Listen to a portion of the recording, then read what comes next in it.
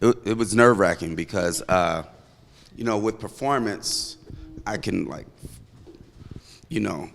go with the crowd, bring the crowd here, decide, oh, that dude's from New Jersey, here's what he's gonna like, that sort of thing. And so it's done. You have no control over it, and you're sitting there watching it play.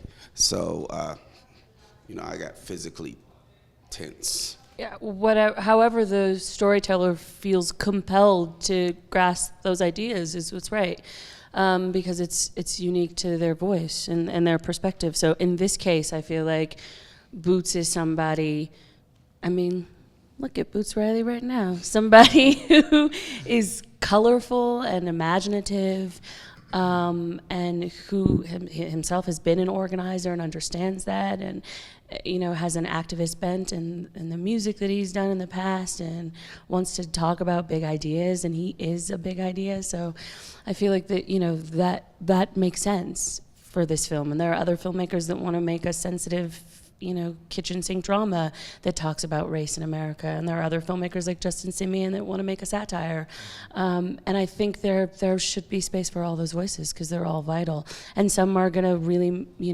leap to a certain audience, and then some there's going to be a dude from Jersey that's like, I don't know.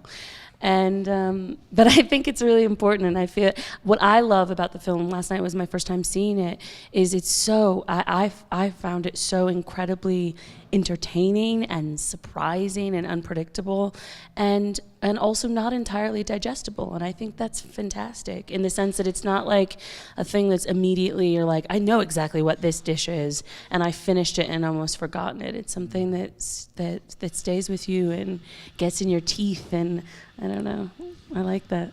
For me particularly, just 7 years on a show, that kind of takes most of your time, and I had a great time doing it.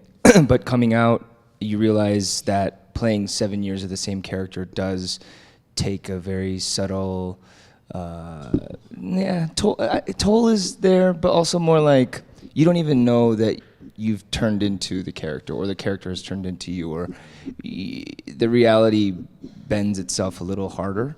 It's a little more subtle.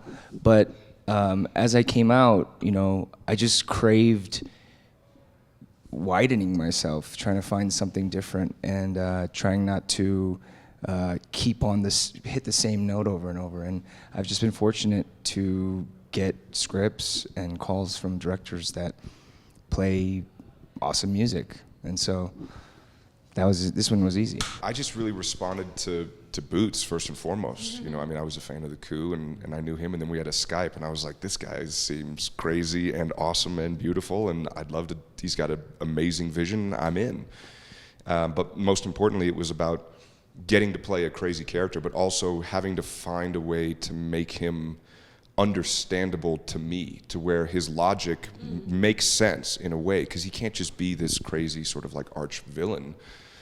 He's got to be a guy who truly believes in what he's trying to sell, and what he's selling is batshit insane. So that was like a fun acting challenge.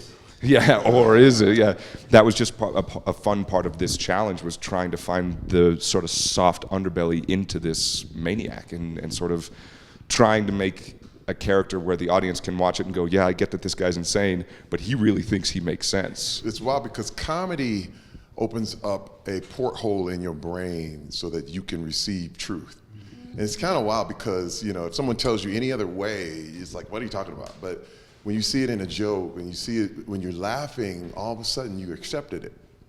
And when I read the script, there were times I was cracking up, and then I was like hit with truth. And you're like, oh my God. And then I knew I had to be involved.